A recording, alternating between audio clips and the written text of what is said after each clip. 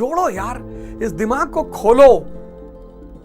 अरे तुम भारत की संतान हो, यहां अंगुलीमाल जैसा डाकू संत बन गया, यहां महर्षि वाल्मीकि संत बन गए, यहां संत नामदेव, इन सबका इतिहास पढ़ो। तुम तो छोटा मोटा कांड किए होगे जीवन में, रोज आ रहे हो, दिशा नहीं मिल रहा, दिशा नहीं मिल रहा। अरे तुम्हारा घोड़े में लगाम ही नहीं है, ये जो मन है ये तुम्हारा घोड़ा है, इसमें लगाम ही नहीं, बिना लगाम के तुम्हारा घोड़ा है। बिना लगाम के घोड़े बैठोगे मार डालेगा तुमको। और मन घोड़ा है और उसका लगाम है ध्यान, उसका लगाम है योग। देखो धीरेन्द्र शास्त्री जी गए थे अलगानंद महाराज के यहाँ, क्या संत परंपरा है, क्या सीन। में तो सीन देख के बड़ा भाव विभोर हुआ। धीरेन्द्र शास्त्री जी को यहाँ से कोटि कोटि प्रणाम उनको भी करता हूँ, महाराज जी को कोटि कोटि प्रणाम कर रहा हूँ, धीरेन्द्र शास्त्री जी को भी कोटि कोटि प्रणाम कर रहा हूँ कि संत की महिमा देखो। धीरेन्द्र शास्त्री जी गए आश्रम महाराज जी से मिलने और जमीन पर बैठे, देखो इतना बड़ा संत, कथावाचक, इसी को कहते हैं सरलता।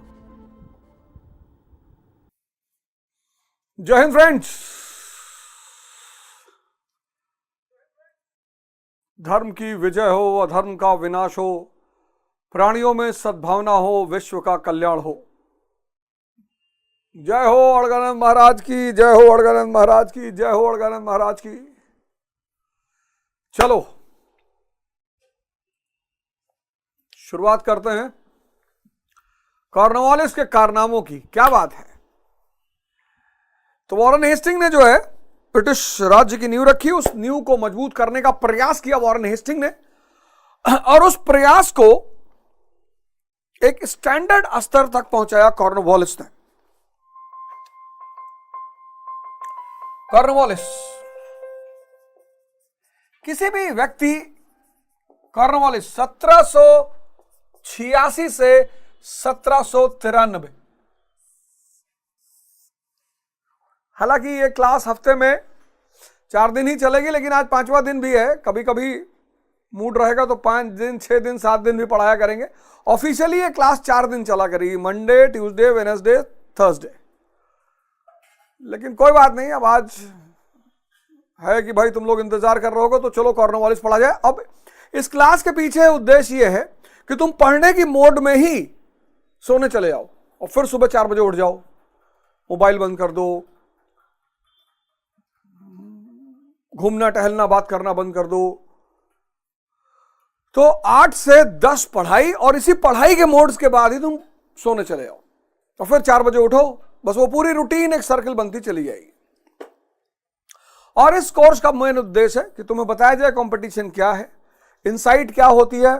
पढ़ाई करने से किसी का सिलेक्शन नहीं होता, या दावा करके लिख दे सकता हूं, दावा पढ़ने से कुछ नहीं होता। इनसाइट, अंतर्दृष्टि जिसकी विकसित नहीं होगी वो चाहे जितना पढ़ ले। इनसाइट, इनसाइट सबसे क्रांतिकारी चीज है। इनसाइट, जैसे ही इनसाइट पैदा होगी तुम्हारी ऑब्जर्वेशन इंप्रूव हो जाएगी, ऑब्जर्वेशन बढ़ेगी, समझ पैदा हो जाएगी। ये इनसाइट, ऑब्जर्वेशन और समझ, ये तुम्हारा सिलेक्शन कराएंगे। तुम पढ़े जा रहे हो, पढ़े जा रहे हो, मेहनत किए जा रहे हो, रोए जा रहे हो, गाए जा रहे हो, मौका मिल जा रहा है। फ्रस्ट्रेशन में लोग बता दे रहे अवध ओझा पढ़ाता ही नहीं, तुम अवध ओझा के पीछे पड़ जा रहे हो। और ये सब चाहते हैं कि तुम्हारी लड़ाई करवा दे। तो मैंने सोचा कि ठीक है, जब तुम लोग हमसे इतना नाराज रहते हो तो अब तुम ही लोग को पढ़ाएंगे और यूट्यूब पर पढ़ाएंगे।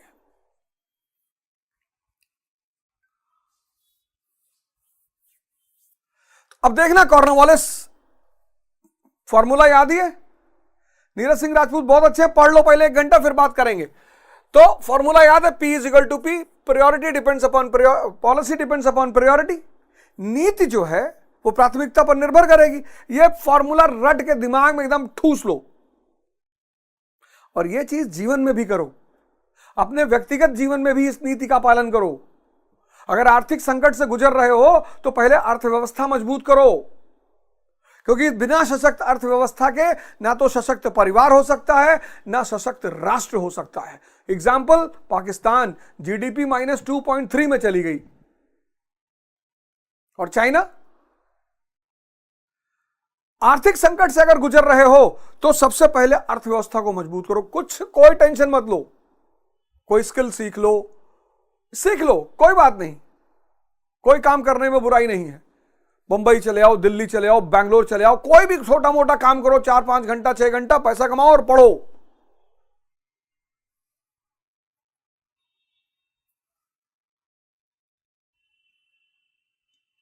तो तुम्हारी भी जिंदगी की जो पॉलिसी होगी वो तुम्हारी भी प्राथमिकताओं पर निर्भर होनी चाहिए। अब इसको पता है कि यार EIC जो है इतने सारे काम में व्यस्त है। पहला काम क्या है? ट्रेड एंड कॉमर्स को प्रमोट करना है। ट्रेड एंड कॉमर्स को प्रमोट करना है क्योंकि भाई कंपनी यही करती है, यही कंपनी का बेसिक काम है, ट्रेड एंड कॉमर्स को प्रमोट करना। दूसरा, भारत में विस्तार करना है, एक्सपेंशन। अब जो हिंदी वाले हैं, जब मैं हिंदी बोला करूं तो उसको लिख लिया करो। तो पहला क्या काम करना है? व्यापार और वाणिज्य को प्रोत्साहित करना है क्योंकि कंपनी का मुख्य काम यही है। फिर विस्तार करना है, भारत में ईस्ट इंडिया कंपनी का विस्तार करना है, एक्सपेंशन। फिर तीसरा काम क्या करना है? ब्रिटेन को 4 लाख पाउंड प्रतिवर्ष देना है क्योंकि 1767 में वादा किया है, प्रॉमिस किया है। 65 में दीवानी मिली और 67 में वादा किया कि भैया हर साल तुमको 4 लाख पाउंड देंगे। और फिर बंगाल में अपनी स्थिति को मजबूत करना है, बंगाल में अपनी उपलब्धि को कंसोलिडेट करना है। ये 4 प्रमुख कार्य तो करने ही करने हैं और इन सारे कामों के लिए क्या चाहिए? पैसा चाहिए, फाइनेंस, मनी, धन।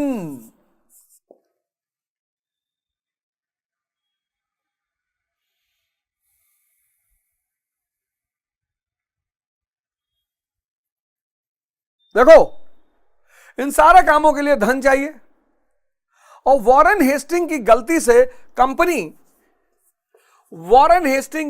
से क्या हुआ?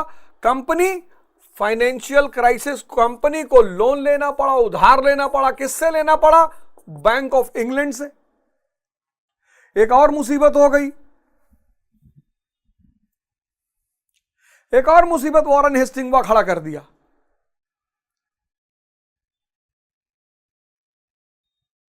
एक्सपेरिमेंट के चक्कर में कंपनी को फंसा दिया, 10 लाख पाउंड लोन लेना पड़ा, अब उसका ब्याज भी देना है। अब कंपनी को जो है स्थिर आय की आवश्यकता है। अब देखो, ध्यान दो इस बात पे, अब कंपनी मजाक नहीं कर सकती क्योंकि इंटरेस्ट भी देना है, नहीं तो जब्त हो जाएगा। अब कंपनी मजाक नहीं कर सकती, तो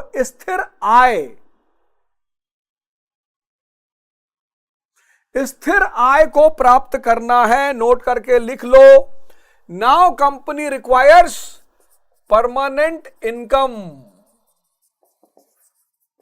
necessity is the mother of invention. ये देखो, जरूरत तो पहले भी थी लेकिन कंपनी संकट में नहीं थी। वॉरेन हेस्टिंग संकट में ले आया, 10 लाख पाउंड का कर्जा चढ़वा दिया, इंटरेस्ट देना है। अब तो परमानेंट इनकम चाहिए ही चाहिए और necessity is the mother of invention. तो यहीं पर पैदा हुआ इकोनॉमिक रिफॉर्म्स में। पहला पॉइंट क्या पढ़ेंगे? Economic reforms. और यहीं से इकोनॉमिक रिफॉर्म्स में सबसे क्रांतिकारी चीज पैदा हुई आर्थिक सुधार में, परमानेंट सेटलमेंट। परमानेंट सेटलमेंट 1793, स्थायी बंदोबस्त 1793। जोड़ो यार, इस दिमाग को खोलो। अरे तुम भारत की संतान हो, यहां अंगुलीमाल जैसा डाकू संत बन गया, यहां महर्षि वाल्मीकि संत बन गए, यहां संत नामदेव, इन सबका इतिहास पढ़ो। तुम तो छोटा मोटा कांड किए होगे जीवन में,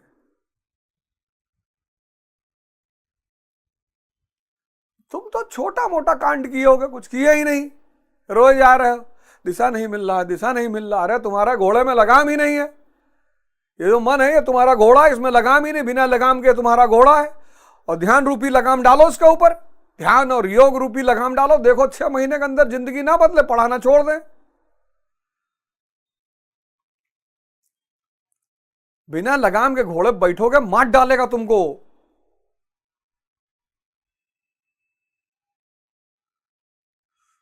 बिना लगाम के घोड़े बैठोगे मार डालेगा तुमको। और मन घोड़ा है और उसका लगाम है ध्यान, उसका लगाम है योग। डालो कूद के लगाम। और स्वामी रामकृष्ण परमहंस, रामकृष्ण आश्रम में 2 किताबें मिलती है, एक मन और एक ध्यान, 25-25 रुपए की है, ले आओ। जैसे और मन और शरीर ताकतवर होगा वैसे छत्रपति शिवाजी बन जाओगे।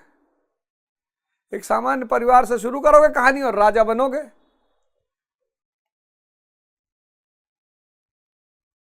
वैसे ही छत्रपति शिवाजी बन जाओगे, शेरशाह सूरी बन जाओगे, सब सामान्य परिवार से। लाल बहादुर शास्त्री बन जाओगे।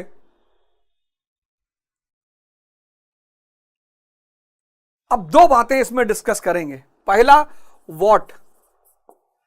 अगर किसी चीज का क्या समझ लिया जाए तो उसका क्यों अपने आप समझ में आ जाता है। और फिर समझेंगे व्हाई, व्हाट एंड व्हाई, क्या और क्यों। तो पहली चीज क्या, क्या है परमानेंट सेटलमेंट, व्हाट। पहला फीचर परमानेंट सेटलमेंट का, व्हाट इज परमानेंट सेटलमेंट। क्या है स्थायी बंदोबस्त। Zamindars were declared as owners of the land.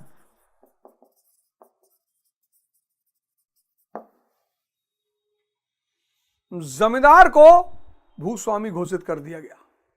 Zamindars were declared as the owners of the land.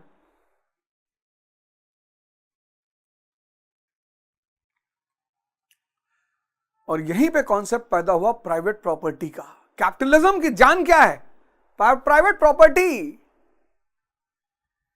यहीं से भारत के एक नए युग की शुरुआत हुई। Privatisation of land ended self sufficient economy of India, and that was the birth of modern India. जो काम टर्क और मुगल नहीं कर पाए वो काम अंग्रेजों ने किया। Declaring land as a private property, ऐसा कभी था ही नहीं। ट्रेडिशनल राइट्स थी, ट्रेडिशनल पारंपरिक अधिकार थे। किसान टैक्स देगा, जमीन उसकी। जमींदार लॉ एंड ऑर्डर देगा, जमींदारी उसकी। राजा सुरक्षा देगा, राज्य उसका। ये पारंपरिक अधिकार थे। पहली बार जमीन को प्राइवेट प्रॉपर्टी डिक्लेयर कर दिया गया। एंड दिस एंडेड, बहुत बड़ा कॉन्सेप्ट है, दिस एंडेड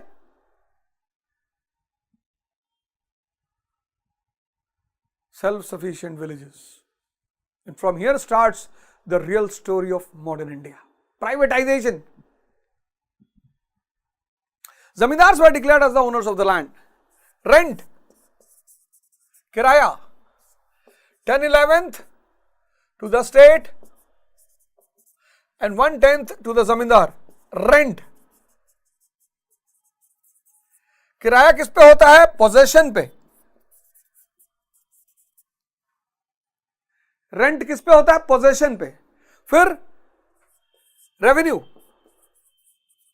रेवेन्यू किस पे होता है, प्रोडक्शन पे, उत्पादन पे। कितना, 1790-91 में जो कलेक्शन हुआ था 2,68,00,000।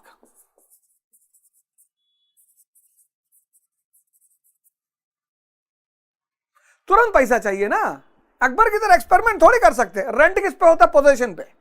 मैंने एक मकान किराए पे लिया, अब वो मेरे पोजीशन में आ गया तो रेंट तो देना ही है।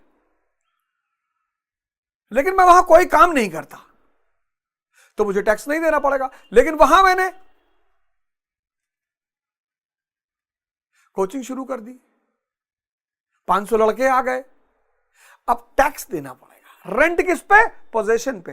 रेवेन्यू किस पे, प्रोडक्शन पे। किराया किस पे, आधिपत्य पे, और कर किस पे? उत्पादन पे। तो भू मालिक कौन? जमींदार।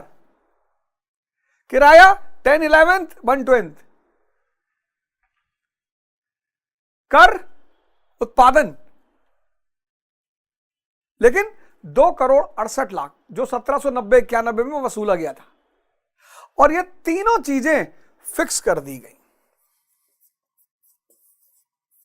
हमेशा के लिए, फॉरएवर। इसीलिए इसे कहा गया परमानेंट सेटलमेंट। इन तीनों चीजों को हमेशा के लिए फिक्स कर दिया गया, इसीलिए इसको कहा गया परमानेंट सेटलमेंट, स्थायी बंदोबस्त।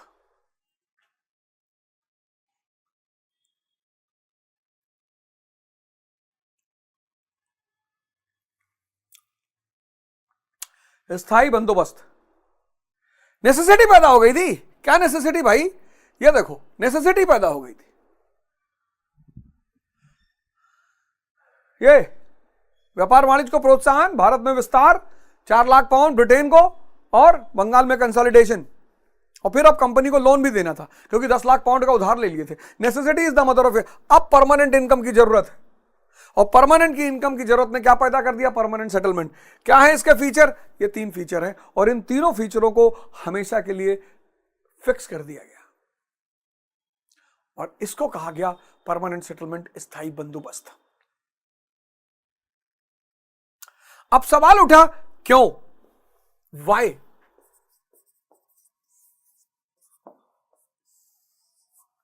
अब सवाल उठा, वाई? क्यों?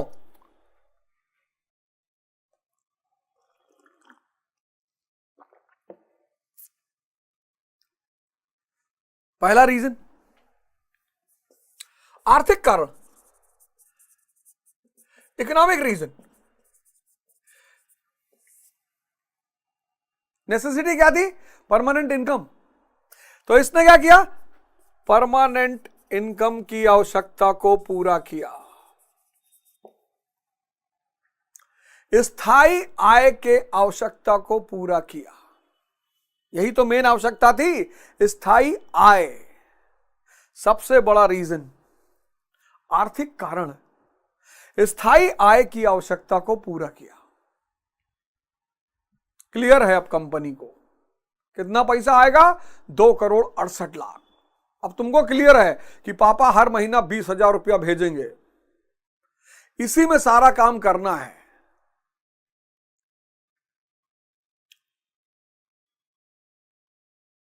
आय फिक्स हो गई। दूसरा रीजन, पॉलिटिकल रीजन, राजनीतिक कारण, पावरफुल एलाई।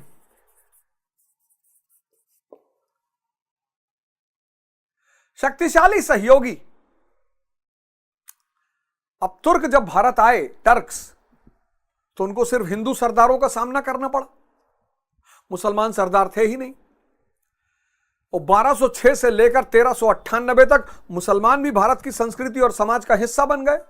तो जब 1526 में मुगल भारत आए, तो उनको सिर्फ, अब गौर करना, 1206 में जब तुर्क भारत आए तो उनको सिर्फ हिंदू सरदारों का सामना करना पड़ा, क्योंकि मुगल मुसलमान थे ही नहीं। हिंदू सरदारों का सामना करना पड़ा। और 1398 तक मुसलमान भारत और की समाज और संस्कृति का हिस्सा। तो 1526 में जब मुगल आए तो हिंदू और मुसलमान दोनों सरदारों का सामना करना पड़ा।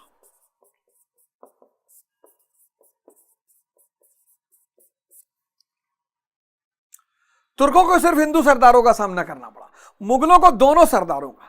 मुगलों को, तुर्कों को सिर्फ पृथ्वीराज चौहान से लड़ना पड़ा, जयचंद से लड़ना पड़ा, लेकिन मुगलों को इब्राहिम लोदी से लड़ना पड़ा, राणा सांगा से लड़ना पड़ा।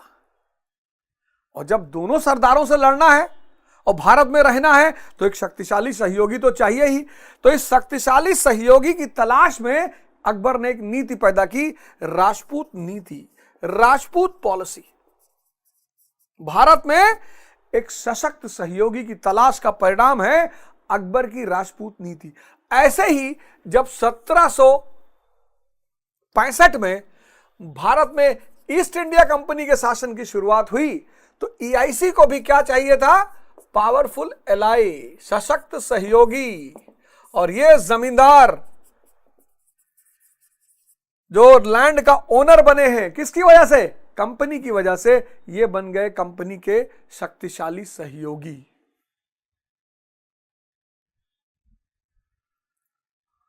देखो,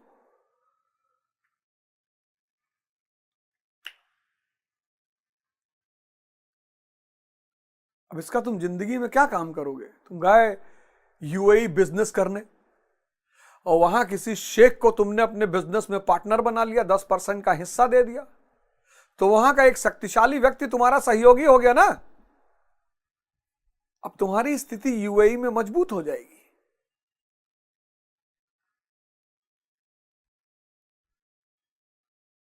यही तो है पढ़ाई। पढ़ाई का और काम ही क्या है? अंतर्दृष्टि को पैदा करना। जैसे ही अंतर्दृष्टि पैदा होगी उसके 2 बेटे तुरंत पैदा हो जाएंगे, ऑब्जर्वेशन और समझ। तुम रटे जा रहे हो चतुर्लिंगम की तरह, रटे जा रहे हो और चमत्कार का बलात्कार कर दे रहे हो तुम।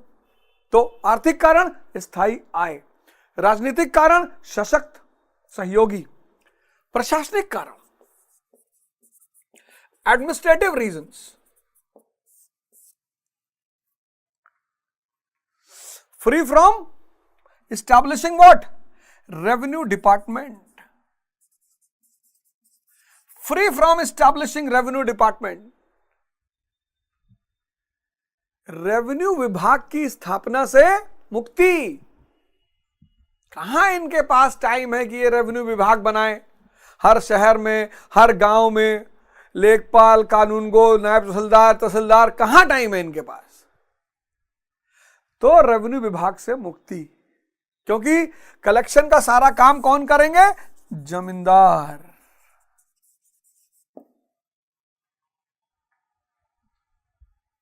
तीन फायदा।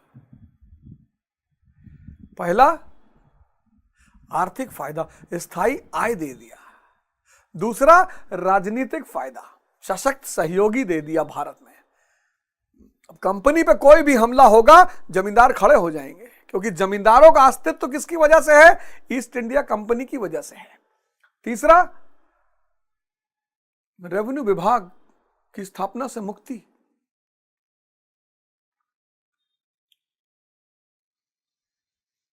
हालांकि इसने कंपनी का बाद में नुकसान किया। जब कमर्शियलाइजेशन ऑफ एग्रीकल्चर हुआ, जब कृषि का वाणिज्यीकरण हुआ तो उससे नुकसान हुआ, लेकिन इमीडिएट फायदा भी बहुत हुआ। इसलिए आगे चलकर कंपनी ने परमानेंट सेटलमेंट को पूरे भारत में नहीं लगाया। बंगाल, बिहार, उड़ीसा, इलाहाबाद, मद्रास का कुछ हिस्सा, बस। उसके अलावा उसने 2 और प्रयोग किए, रैयतवाड़ी, महलवाड़ी। आगे उस पर चर्चा करेंगे।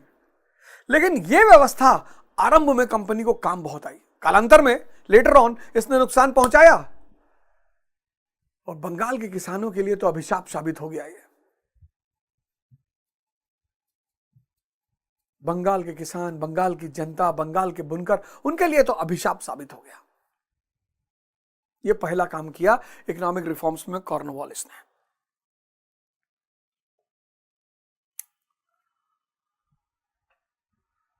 बहुत बड़ा काम, 2,68,00,000 की आय स्थिर करो जितना करना है।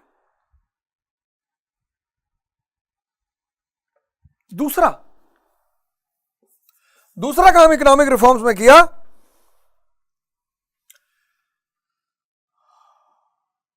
ब्राइबरी, करप्शन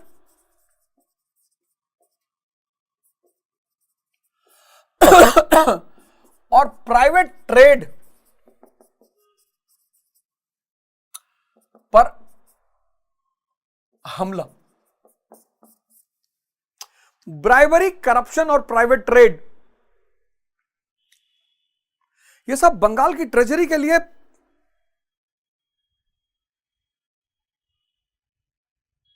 ये प्राइवेट ट्रेड, दस्तक, बंगाल की ट्रेजरी का खून पिए लिए होते। करप्शन,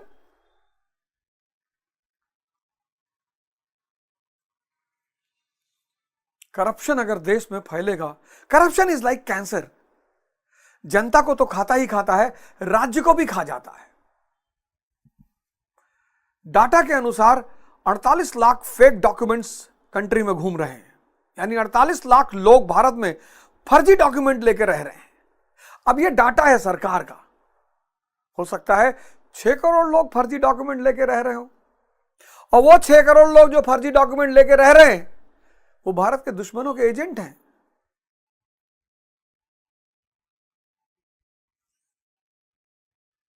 करप्शन जनता को भी खाता है, देश को भी खाता है। ब्राइवरी, ये सारा, ये तीनों चीजें इकोनॉमी के लिए और स्टेट के लिए क्या है? अभिशाप है, कर्स है।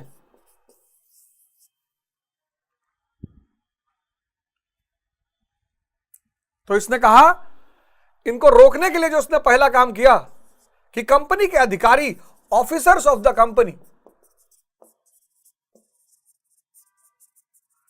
देश छोड़ने से पहले अपनी संपत्ति का ब्यौरा देंगे। कंपनी के अधिकारी जब भी ये देश छोड़ेंगे तो अपनी संपत्ति का ब्यौरा देंगे।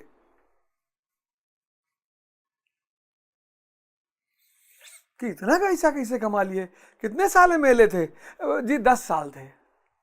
और संपत्ति जी 8,000 करोड़। कौन सा बिजनेस किए भैया?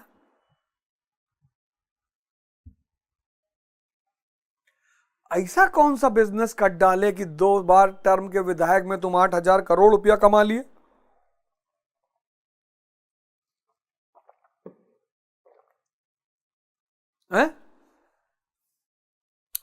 Officers of the company before leaving the country has to give अपनी संपत्ति का ब्यौरा, डिटेल ऑफ देयर प्रॉपर्टी। दूसरा एक बड़ा जबरदस्त काम इसने किया, सिविल सर्वेंट्स की सैलरी बढ़ा दी। कितना? ₹1,500 पर मंथ। 1793 में 1,500 per month plus 1% commission in all the revenue collected by the officers. 1% commission, जितना पैसा कलेक्ट करोगे, 5 लाख रुपया किए, उसमें 1% तुम्हारा।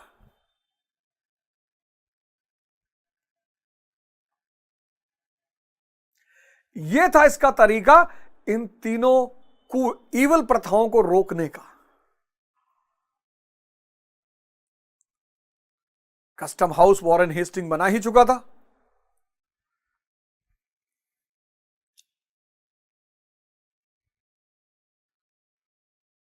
कस्टम हाउस वॉरेन हेस्टिंग बना ही चुका था।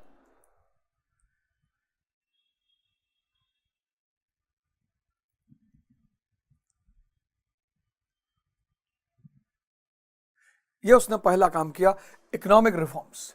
दूसरा काम उसने क्या किया? एडमिनिस्ट्रेटिव रिफॉर्म्स, प्रशासनिक सुधार।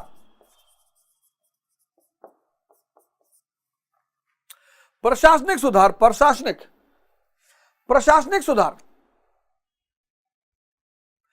इसमें जो उसने काम किया, पहला काम,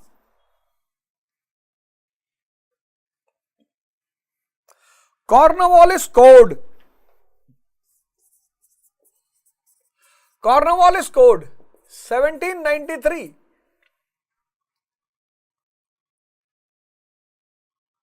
इसमें क्या किया? इसमें 2 काम किया। पहला काम, सिविल सर्विस की स्थापना की। किस सिद्धांत पे?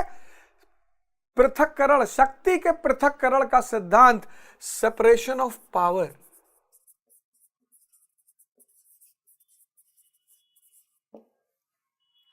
सिविल सर्विसेज को सेपरेशन ऑफ पावर के सिद्धांत पर स्टैब्लिश किया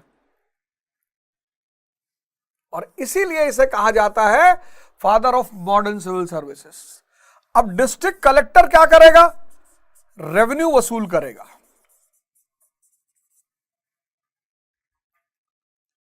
डिस्ट्रिक्ट कलेक्टर क्या करेगा? रेवेन्यू वसूल करेगा। डिस्ट्रिक्ट जज क्या करेगा? डिस्ट्रिक्ट जज क्या करेगा? जुडिशरी का हेड होगा, न्यायपालिका संभालेगा। और एक बड़ा क्रांतिकारी काम कर दिया इसने, डिस्कस करेंगे उस पर। एसपी, सुपरिंटेंडेंट ऑफ पुलिस, ये क्या देखेगा? Law and order.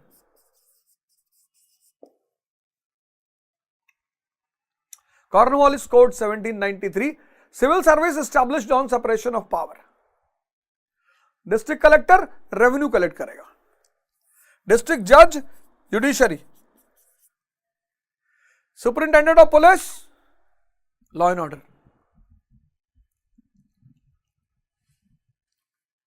दूसरा काम इसने किया कॉर्नवालिस कोड में, जुडिशियल रिफॉर्म्स। और इसमें तो इतना क्रांतिकारी काम इसने किया, इतना क्रांतिकारी। कॉर्नवालिस, वॉरेन हेस्टिंग ने सिर्फ फौजदारी दीवानी अदालत शहरों में, फिर सदर, judicial reforms. Hierarchy of courts,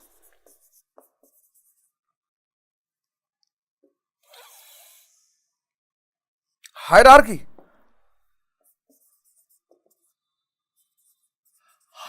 of courts. Example, दीवानी कोर्ट, सिविल कोर्ट में एग्जाम्पल, सबसे टॉप पे governor general and his council, supreme court. फिर सदर दीवानी अदालत, कहां पे है ये? कलकत्ता में। फिर शहरों में दीवानी अदालत, फिर रजिस्ट्रार, कोर्ट ऑफ रजिस्ट्रार, फिर मुंसिफ। ये देखो हायरार्की ऑफ कोर्ट्स। न्यायालय का हायरार्की को इंग्लिश हिंदी में क्या कहेंगे यार? रोहन रंजन, हायरार्की को हिंदी में क्या कहेंगे?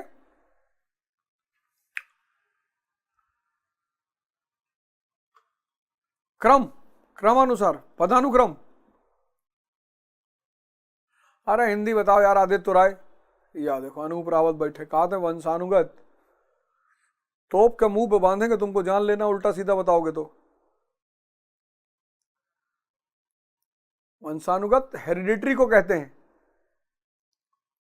हायरार्की पूछ रहा हूं, पदानुक्रम। पदानुक्रम, पदानुक्रम, सबसे नीचे मुंसिफ, पदानुक्रम।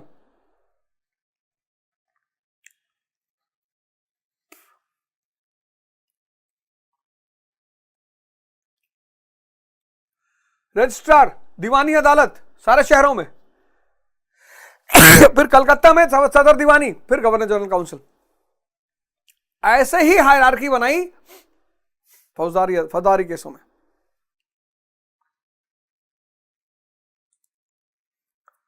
पहला काम यह किया, हायरार्की ऑफ कोर्ट्स। दूसरा काम, यूरोपियन सब्जेक्ट्स भी इन कोर्ट के दायरे में रखे गए।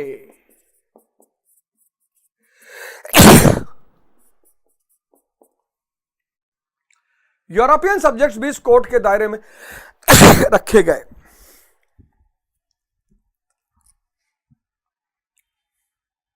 हालांकि उनके ऊपर निर्णय भारतीय जज नहीं देंगे, वो नीचे ही अदालत में यही मुंसिफ तक रहेंगे, उसके आगे नहीं बढ़ेंगे वो। तो यूरोपियन सब्जेक्टों को भी इनके दायरे में डाला गया। तीसरा, क्रिमिनल कानूनों में सुधार, रिफॉर्म्स इन क्रिमिनल लॉज।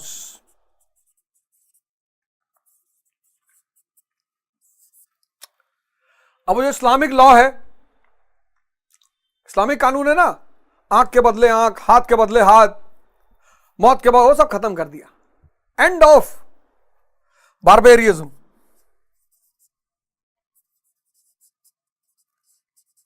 कानून में बर्बरता खत्म कर दी। आ रहा है बोला, ये हाथ कोई नहीं काटेगा। End of barbarism. गवाह किसी भी धर्म का हो सकता है। पहले यह था कि मुसलमान का केस है तो मुसलमान गवाही देगा, खत्म कर दिया उसने, कहा गवाह कोई भी हो सकता है। ये सब नाटकबाजी खत्म। तो hierarchy of courts, European subjects, उनको दायरे में रखा।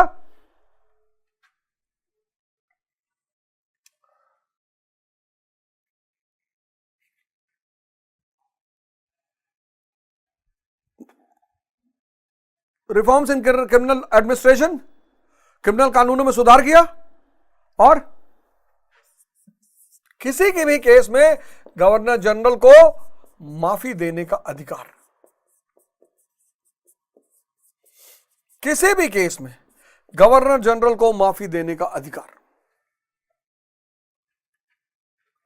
यह उसने किया। किसी भी केस में गवर्नर जनरल को माफी देने का अधिकार।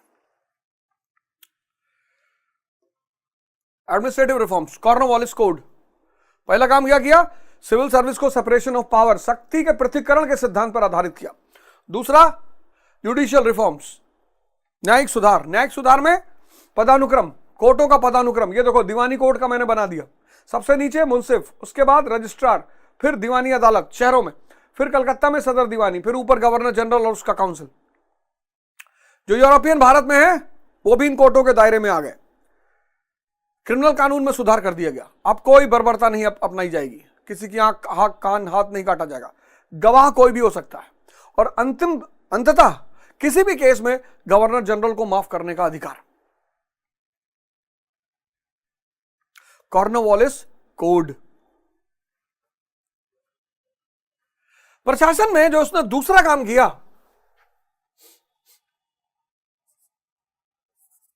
वो था मॉडर्न पुलिस डिपार्टमेंट।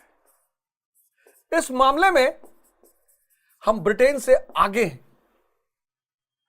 मॉडर्न, आधुनिक पुलिस सेवा की स्थापना, और इस मामले में हम ब्रिटेन से आगे हैं। पहले वो हमारे देश में हुआ। तो मॉडर्न पुलिस सेवा की स्थापना से पहले लॉ एंड ऑर्डर कौन देखता था? जमींदार। इससे पहले लॉ एंड ऑर्डर कौन देखता था? जमींदार।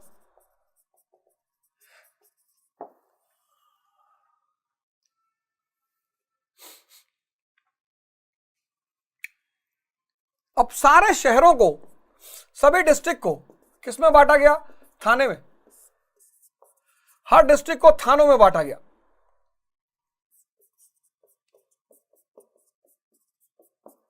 हर थाने के ऊपर एक दरोगा होता था, और सारे दरोगों के ऊपर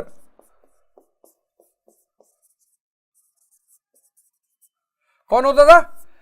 एसपी, सुपरिंटेंडेंट ऑफ पुलिस।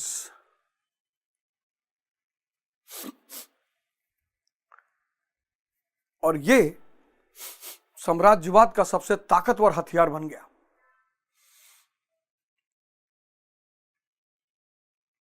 इसको बनाया अंग्रेजों ने।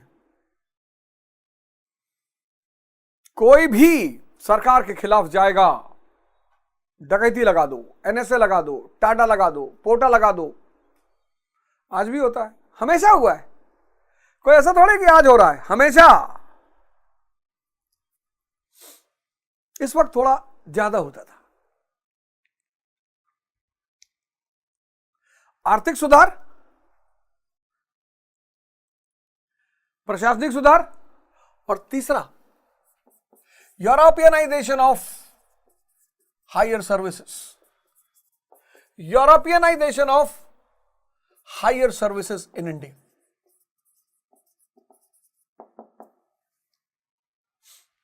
उच्च सेवाओं का यूरोपीयकरण।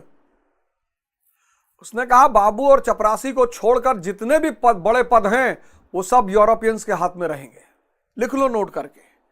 बाबू और चपरासी को छोड़कर, वहां वो उसकी सीमा नहीं थी कि बाबू और चपरासी को भी वो बना ले यूरोपियंस, नहीं तो सब वो यूरोप खाली हो जाता, लंदन तो खाली हो जाता। बाबू और चपरासी को छोड़कर बाकी जो पद बचेंगे सब यूरोपियंस होंगे।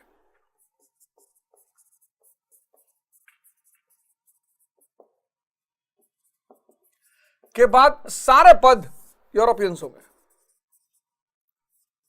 क्यों? क्यों? अब इसने बड़ा अच्छा कारण दिया, डिक्लेयर्ड एजेंडा। अब एक कारण इसको भी तो देना था, डिक्लेयर्ड एजेंडा।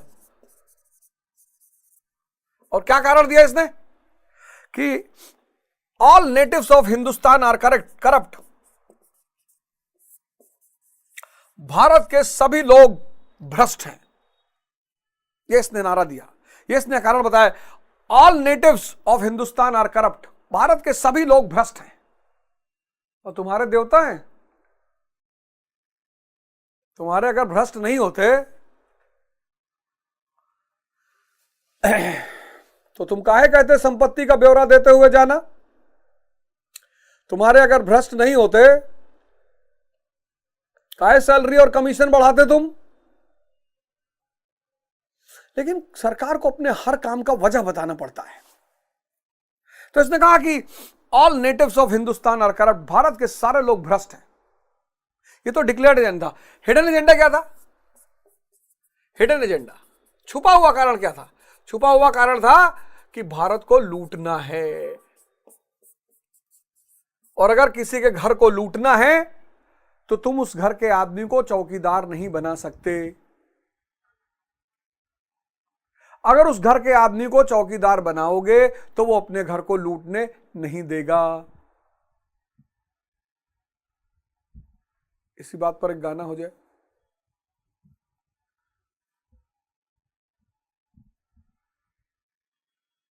है? ये चांद खिला, ये तारे खिले, ये रात बड़ी मतवाली है। और समझने वाले समझ गए हैं और ना समझे वो अनाड़ी हैं। तो आर्थिक सुधार किया। एक बात तो तुम लोग समझ ही गए होगे, पॉलिसी डिपेंड्स अपॉन प्रायोरिटी। कहूं गुरु अदनान मलिक, कुछ डाउट है? क्या डाउट है?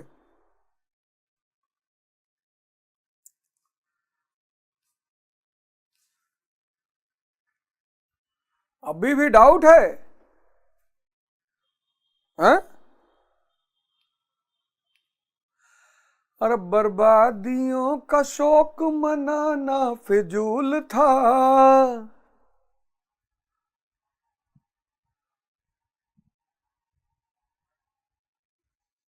अरे दे देंगे यार बड़े भाई, क्वेश्चन भी दे देंगे, काहे टेंशन ले रहे हो?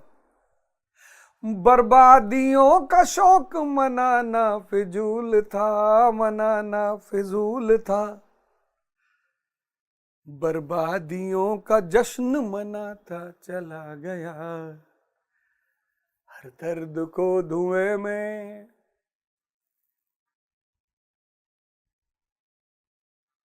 देखो, पढ़ाई को मौज बना लो, जिसको मौज बना लोगे उस फील्ड में खुदा हो जाओगे।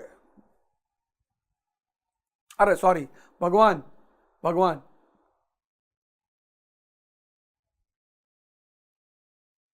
भगवान, मुसलमान लोग नाराज होंगे, कोई खुदा नहीं बन सकता, फतवा जारी हो जाएगा यार सुबह तक।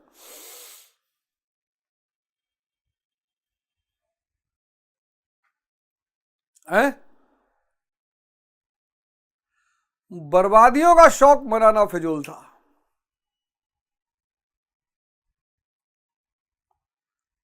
जब इंसाइट पैदा होगी तो मौज अपने आप हो जाएगी। लखनऊ में बुआ जमीन में हिस्सा मांग रही, तो वही जमीन में उनकी मूर्ति लगवाओ यार। हैं? सर मैं डिप्रेशन को हूं, डिप्रेशन भी तुमको है, तुम काहे चिंता कर रहे हो?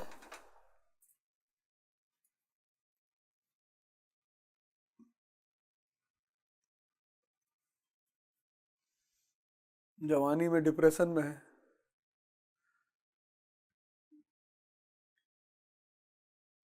चलो आओ, पॉलिसी डिपेंड्स अपॉन प्रियोरिटी, इस फॉर्मूले को रट लो। जिस राजा को पढ़ना हो यह फॉर्मूला लगा दो, P इक्वल टू P। कोई भी राजा अगर अपनी प्रियोरिटी को समझेगा और उस प्रियोरिटी के हिसाब से पॉलिसी बनाएगा वो सफल हो जाएगा, और जो भी राजा प्रियोरिटी के अलग जाके पॉलिसी बनाएगा वो फेल कर जाएगा। रॉबर्ट क्लाइव, उसको अपनी प्रियोरिटी समझ, वही हाल जिंदगी में भी है, यही चीज जिंदगी में भी है। तुम अपनी प्रियोरिटी सेट कर लो जिंदगी में कि अभी मुझे क्या चाहिए। पैसे तो सबको सब कुछ चाहिए, हमको भी एक हवाई जहाज खरीदना है, लेकिन अभी अभी इस मोमेंट पे क्या चाहिए यह क्लियर होना चाहिए। तो इस मोमेंट पर जो चाहिए उसके लिए काम करो।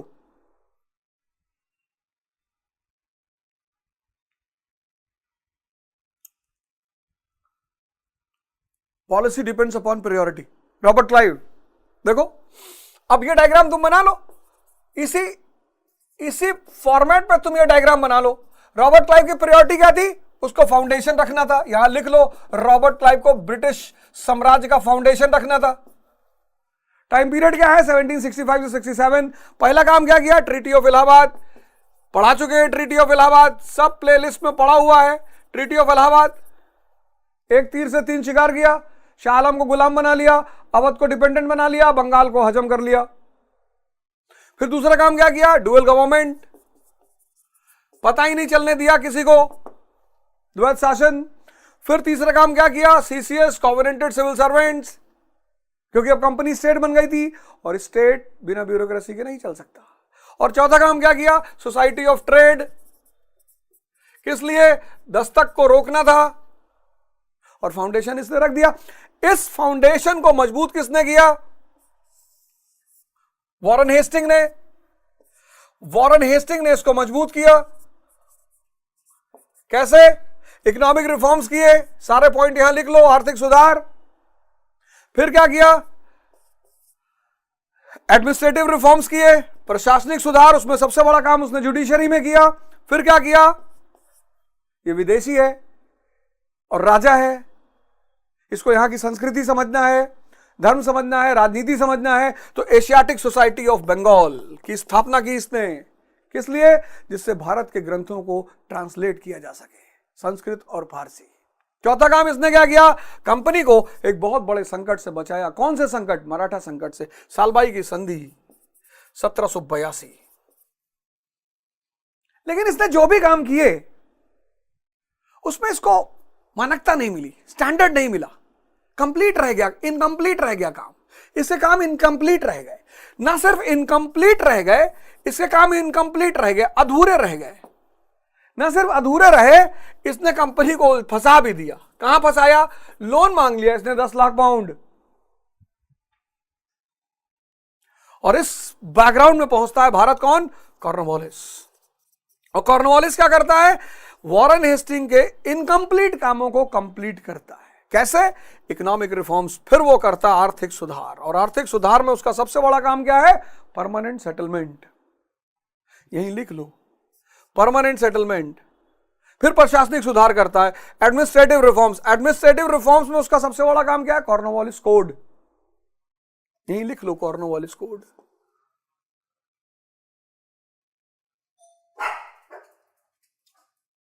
फिर क्या करता है? यूरोपियनाइजेशन ऑफ हायर सर्विसेज, उच्च सेवाओं का यूरोपीयकरण। देखो एक पेज में पूरा नोट्स आ गया। Robert Clive, Warren Hastings, Cornwallis. 50 fact तैयार हो जाए। इसको कहते हैं नोट्स। चाचा, ये जो तुम 10-10, 20-20 पेज लिखते हो पुराण, ये चाचा नोट्स है।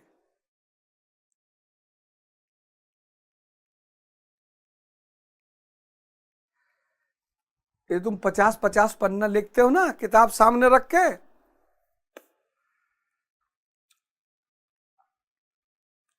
हैं? पढ़ाई नहीं हो रही तो रील बना रहे हो।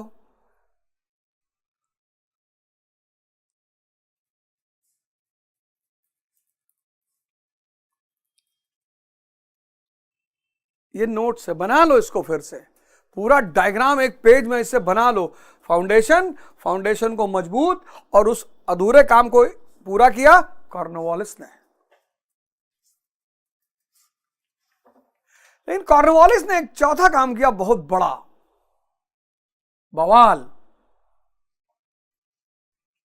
बवाल कांड किया इसने चौथा। यहां पे लिख लो, चौथा कांड बवाल। बाद में ऐड कर लेना, अभी बवाल ही लिख लो। चौथा कांड इसने बवाल कर डाला।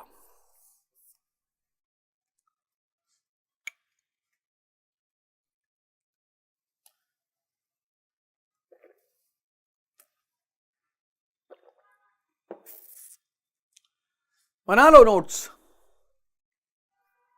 रॉबर्ट क्लाइव ने ब्रिटिश राज की वो रखा आधारशिला, 4 काम। इलाहाबाद की संधि, द्वैत प्रशासन, प्रतिज्ञाबद्ध असैनिक अधिकारी, सोसाइटी ऑफ ट्रेड। फिर इस आधारशिला को मजबूत किसने किया? वॉरेन हेस्टिंग ने। ये यहां वॉरेन हेस्टिंग। आर्थिक सुधार, प्रशासनिक सुधार, एशियाटिक सोसाइटी, सालबाई की संधि 1782। इसके अधूरे कामों को पूरा किया कॉर्नवालिस ने।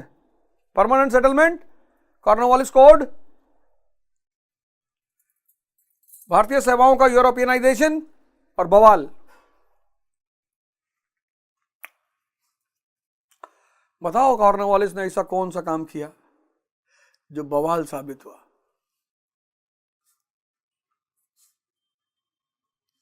कॉर्नवालिस, डलहौजी।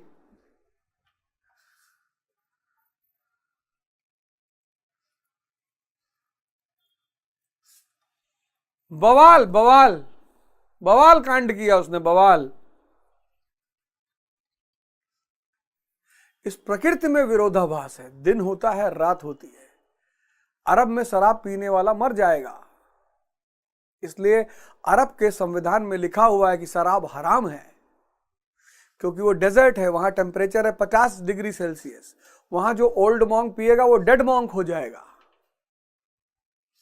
लेकिन वोदका में, अगर रूस में कोई वोदका नहीं पिएगा तो वो मर जाएगा, क्योंकि टेम्परेचर होता है -50 डिग्री। यूरोप वाले शराब पीते हैं शरीर के तापमान को बनाने के लिए, भारत वाले शराब पीते हैं मन के तापमान को बचाने के लिए। 2 पैग अंदर गया, खड़े हो गए, मैं बराक ओबामा। तो बेटा पर्सपेक्टिव के हिसाब से स्टेटमेंट देना पड़ता है ना? पर्सपेक्टिव देखना, पर्सपेक्टिव। एसोसिएटिक सोसाइटी नहीं रंजन।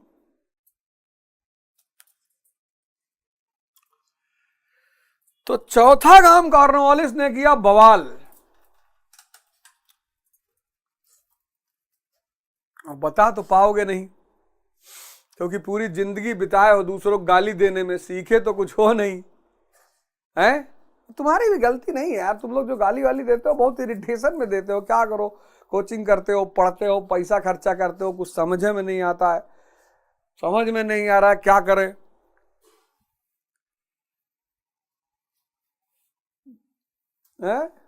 यूट्यूब वाले भाई कहाँ है हमारे सारे?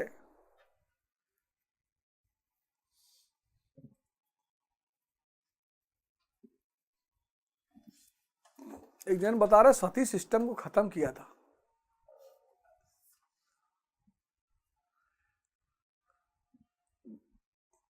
तुम्हारी क्लास में बैठे होते तुमको 500 फाइट मारे होते, जान लेना। एक तो निकाल के तुम्हारा सर लड़ा दिए होते दीवार में, वो कम से कम 500 फाइट मारते।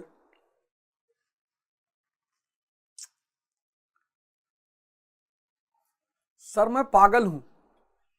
शिवम त्रिपाठी तुम संत हो, हर संत को लगता है कि वो पागल है।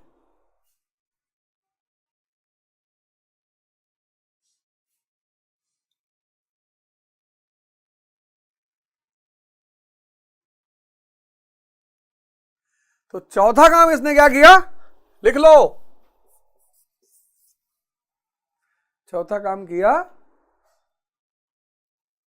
मैसूर को अपंग बना दिया। Crippled Mysore, that is Tipu सुल्तान।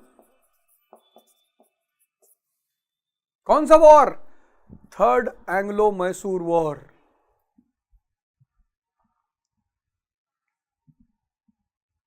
भारत की सबसे ताकतवर शक्तियों में से एक था मैसूर टीपू सुल्तान।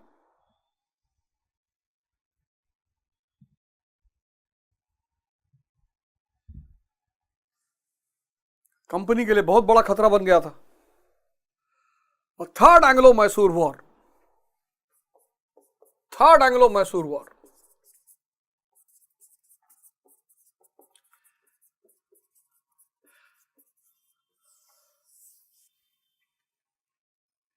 टीपू को हराया,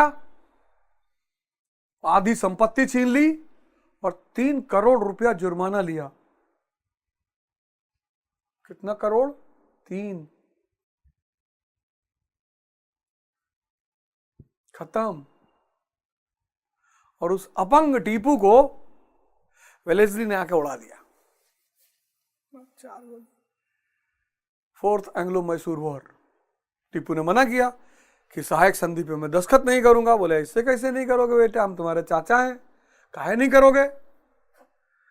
बोले मैं लड़ूंगा। डायलॉग मार दिए टीपू भाई कि 100 दिन कुत्ते की तरह जीने से अच्छा है एक दिन शेर की तरह जी के मरा जाए। उसने कहा बिल्कुल मरो। मरना चाहते हो? बोले साहब ये मरना चाहते हैं। बोले मार डालो। मार डाले सब, उनकी इच्छा पूरी की। लेकिन आदमी बड़ा काबिल था और बहादुर था, इसमें कोई दो राय नहीं है। आओ तुमको मैसूर पढ़ाता हूं, 18वीं शताब्दी का मैसूर। हेडिंग डाल लो, मैसूर। यही पढ़ा देता हूं, चारों वॉर पढ़ा दूंगा।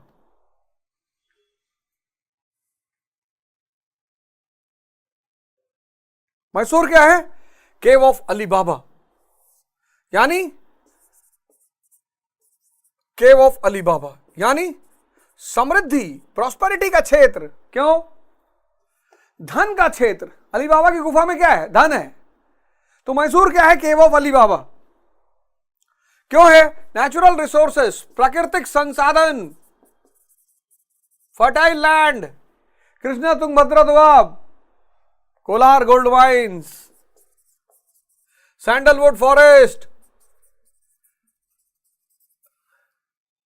चंदन के जंगल। झुकेगा नहीं साला, वो मूवी इसी पे बना था। वीरप्पन का नाम सुने हो ना? Natural resources. दूसरी सबसे बड़ी चीज क्या है? Handicraft industry. भारत की एक खास बात रही हैंडीक्राफ्ट इंडस्ट्री, क्योंकि भारत एक कृषि अर्थव्यवस्था का देश है और कृषि में सिर्फ 4 महीने नौकरी मिलती है, बाकी 8 महीने। तो भारत का किसान एक टाइम पे किसान और दूसरी टाइम पे शिल्पकार। इसलिए भारत के सारे क्षेत्रों में हैंडीक्राफ्ट इंडस्ट्री बहुत मजबूत रही है। और कर्नाटक। और तीसरी बात, Coromandel coast, sorry Malabar coast. ये मलाबार कोस्ट क्या करता था? कर्नाटक को सेंट्रल एशिया और वेस्ट एशिया से जोड़ता था। इसके फॉरेन ट्रेड को बढ़ावा मिलता था। ये 3 चीजों ने मैसूर को अली बाबा की गुफा बना रखा था। लेकिन but prosperity can not survive with weakness. ये लिख लो, फॉर्मूला बड़ा तगड़ा है। Prosperity can not survive with weakness. समृद्धि कमजोरी के साथ नहीं रह सकती। नियम है ये।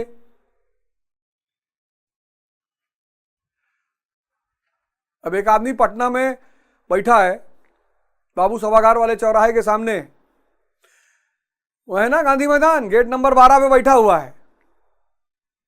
गांधी मैदान के गेट नंबर 12 पे, जिसके सामने मौर्य होटल है, वहां पे एक आदमी बैठा है। उसका भार है 20 किलो। 20 किलो का आदमी है, एक बैग लिए हुए।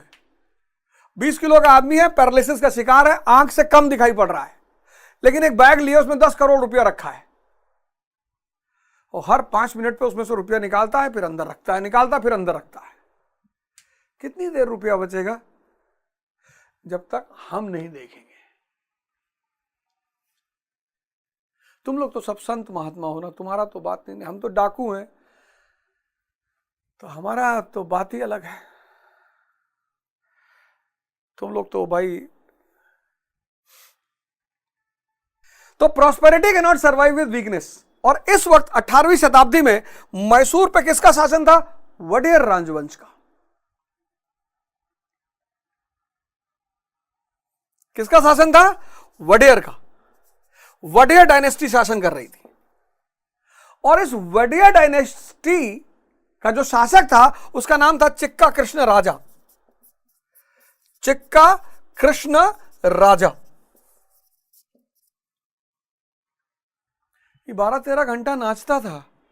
बताओ, राजा, राजा के दरबार में नाचने वाले होते हैं कि कहीं मूड डिस्टर्ब है तो का बोले हाँ भाई अनारकली चल शुरू कर, छम्मा छम्मा, ये खुद नाचेगा। दरबार में गायक रखा जाता है, राजा रखता था इन लोगों को कि एक गायक है, एक नाचने वाले है, एक विदूषक है जो राजा को चुटकुला सुनाएगा। कि एक बार एक महिला ने अपने एक चपरासी रखा अपने ऑफिस में, तो चपरासी से पूछा कि तुमको मैं, क्या नाम है तुम्हारा, किस नाम से बुलाऊं मैं तुमको? तो चपरासी बोला जी मेरा नाम प्राणनाथ है। बोली नहीं नहीं, वो तुम्हारे घर वाले तुमको क्या कहते हैं? बोली साजन। बोले भाई तुम्हारे दोस्त किस नाम से तुमको बुलाते हैं? बोले बालम। बोले स्कूल में भी तुम्हारा कोई नाम था? बोले जी स्वामी। अरे बोली तुम भाग जाओ साले, तुमको नौकरी पे ही नहीं रखेंगे, तुम उल्टा सीधा बात कर रहे हो। तो ये राजा इन सब लोगों को मेंटेन करता था। काम है पॉलिसी बनाना, सोचना, उसके पास कहां फुर्सत है। तो मैसूर एक समृद्धशाली क्षेत्र, वोडियर राजवंश के प्रभाव में, कब्जे में, लेकिन चिक्का कृष्ण राजा incompetent ruler.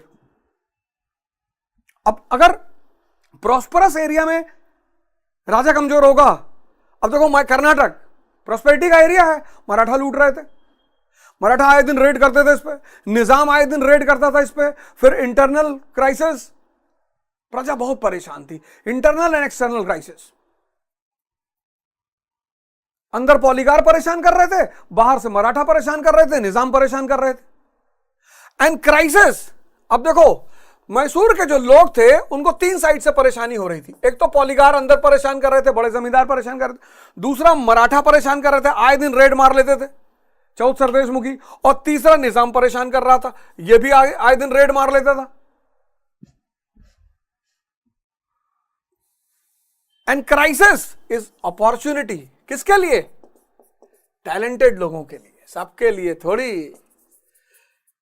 Crisis is an opportunity for talented people. जहां संकट है वहां अवसर भी है, पर इन आंखों से दिखाई पड़ेगा, इनसे तो।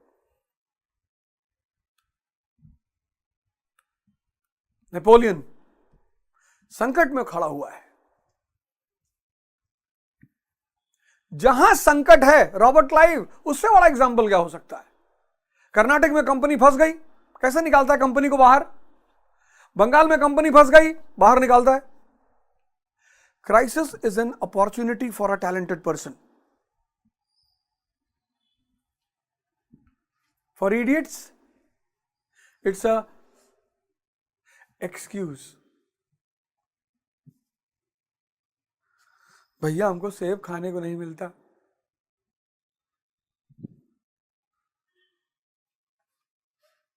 और इसी क्राइसिस में एक बड़े महान व्यक्तित्व का मैसूर में आगमन होता है, हैदर अली।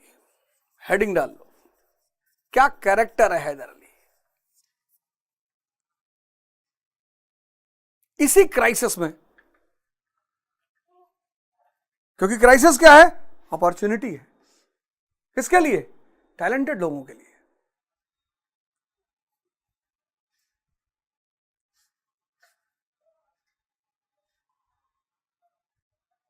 कोको के लिए अपॉर्चुनिटी है।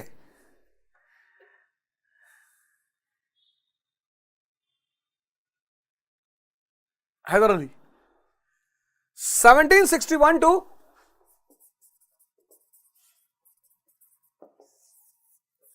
1782।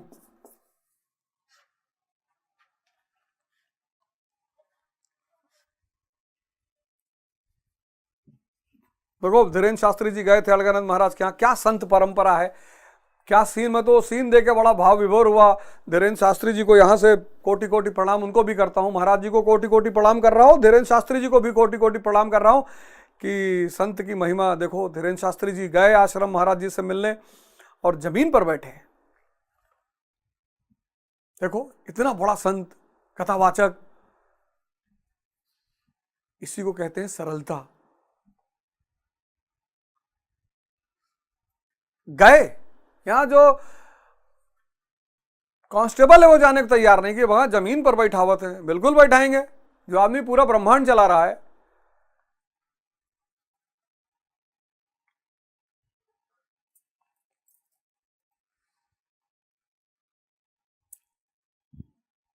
धीरेन्द्र शास्त्री जी गए, अपने महानता का, सरलता का, संतत्व का परिचय दिया उन्होंने, और जमीन पर बैठे और महाराज जी का आशीर्वाद लिया। बड़ी बात है। खुद सामाजिक उपलब्धि होने के बाद अगर आदमी इतना सरल है तो अंदर से वाकई में महान है।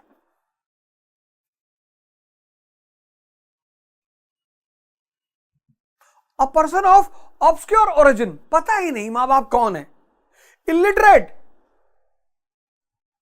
इस आदमी की खासियत देखो, a person of obscure origin, obscure,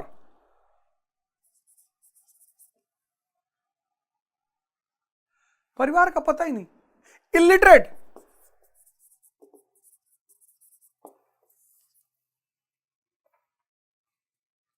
starts his career as a horseman. तुम यार फर्जी परेशान हो, इससे ज्यादा बुरी स्थिति है तुम्हारी? बताओ, तुम में से बहुत सारे लोगों की इससे ज्यादा बुरी स्थिति है।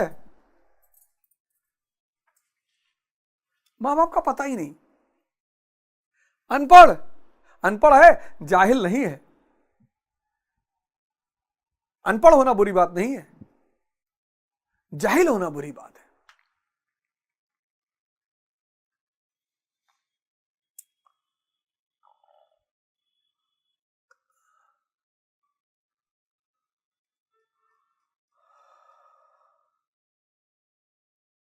Starts his career as a horseman.